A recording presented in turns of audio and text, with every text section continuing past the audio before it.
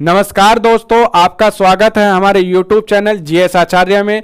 जैसा कि आप जानते हैं, हम आपकी यूपीएससी तथा अन्य सिविल सर्विस एग्जामिनेशन की तैयारी करवा रहे हैं दिल्ली मुखर्जी नगर से। इसमें हम आपकी mains answer writing program series चला रहे हैं। इस मेंस आंसर राइटिंग सीरीज में आज का हमारा टॉपिक रहेगा नेविगेशन सैटेलाइट। नेविगेशन सैटेलाइट के बारे में आपने सुना होगा। भारत ने एक नेविगेशन सैटेलाइट लॉन्च अपनी स्थापित की है, क्योंकि अभी तक भारत क्या है, अमेरिकी आधारित जीपीएस सिस्टम को हम यूज करते हैं, जो हमारे युद्ध के समय में हमारे लिए हानिकारक हो सकता है। उस टाइम पर हम इसका यूज नहीं कर सकते।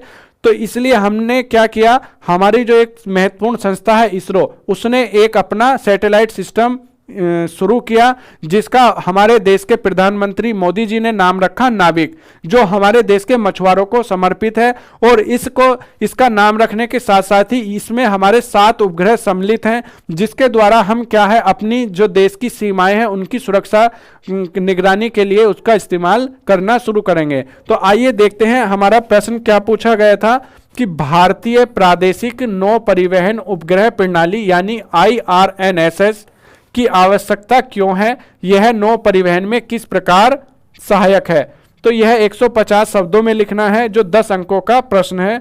Why is Indian regional navigation satellite system IRNSS। तो कई बार क्या होता है, कुछ जो परीक्षाएं हैं उसमें इसकी फुल फॉर्म पूछ ली जाती है कि IRNSS क्या है।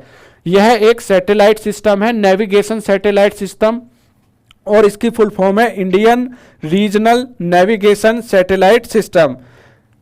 और इस अगला भाग है इस प्रश्न का, how does it helps in navigation. यह नेविगेशन में किस तरह से हमारी मदद करेगा। यह यूपीएससी 2018 में एक बार प्रश्न पूछा गया है।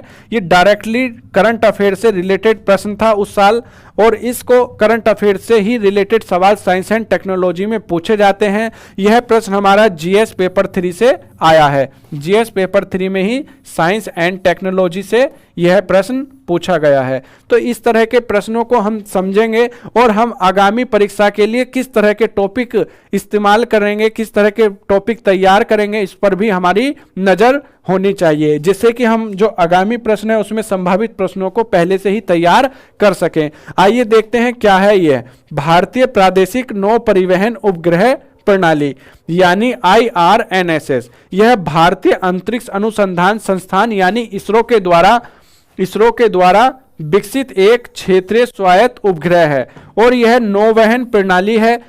यह अपनी परिधि में 1500 किलोमीटर के क्षेत्र को कवर करती है, और भारत के प्रधानमंत्री ने इसका नाम क्या रखा, मछुआरों को समर्पित करते हुए नाविक। और नाविक का फुल फॉर्म क्या रखा, नेविगेशन विद इंडियन कॉन्स्टिलेशन रखा। आइए आगे देखते हैं कि यह भारत जो है दक्षिण पूर्व एशिया का सबसे बड़ा देश है। तो इसलिए क्या है, उसी के पास ऐसी टेक्नोलॉजी होनी जरूरी है जिससे कि वो अपने आसपास के क्षेत्र को कवर कर सके। इसलिए हिंद महासागर में इसकी सामरिक एवं वाणिज्यिक स्थिति को देखते हुए अपनी सीमाओं की सुरक्षा एवं आंतरिक सुरक्षा व्यवस्था के लिए मजबूत बनाए रखने के लिए अपनी खुद की प्रभावी उपग्रह आधारित निगरानी प्रणाली की आवश्यकता थी। चूंकि अभी भारत अमेरिकी जीपीएस का इस्तेमाल कर रहा है, जो पूरी तरह से अमेरिकी नियंत्रण में है, इस कारण युद्ध के समय भारत इसका इस्तेमाल नहीं कर सकता।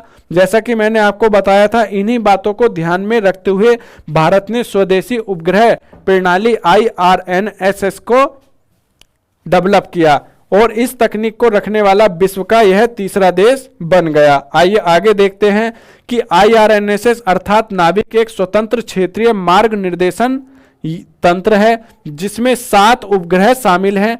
इसे न केवल भारतीय प्रवक्ताओं बल्कि अपनी सीमा के बाहर 1500 किलोमीटर के दायरे में आने वाले सभी क्षेत्रों में सटीक स्थिति संबंधी सूचनाएं उपलब्ध कराने के लिए डिजाइन किया गया है।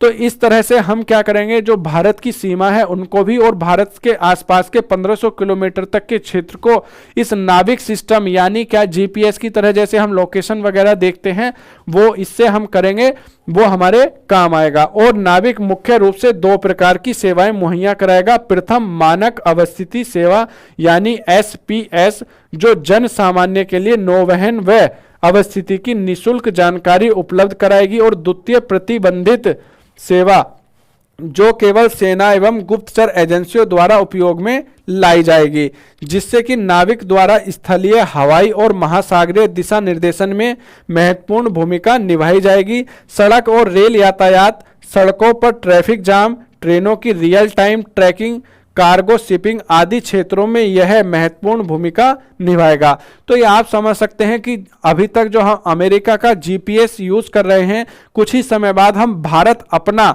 एक ऐसा सिस्टम यूज करेगा जिससे कि सारी जानकारी हमें प्राप्त हो सकेगी। तो इस तरह के साइंस एंड टेक्नोलॉजी के जो हमारे प्रश्न हैं उनको आप सीधे सीधे लिख सकते हैं।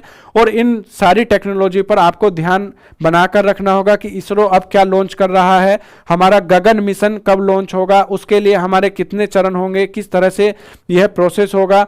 तो इस तरह से हमें सारी करंट अफेयर से अपनी टेक्नोलॉजी, साइंस एंड टेक को तैयार रखना होगा। हम आशा करते हैं कि आपको यह प्रश्न अच्छे से समझ में आया होगा और इसी तरह के अन्य प्रश्नों का अभ्यास आप जारी रखिए, जिससे कि आपका उत्तर लेखन शैली मजबूत हो सके। अगर आप प्रश्न हमें भेजना चाहते हैं तो हमें भी भेज सकते हैं, और अगर कमेंट में कोई सुझाव देना चाहें तो वहां पर कमेंट बॉक्स में सुझाव भी कर सकते हैं। हमारी वीडियो को ज़्यादा से ज़्यादा लाइक करें, शेयर करें, सब्सक्राइब करें। Thank you.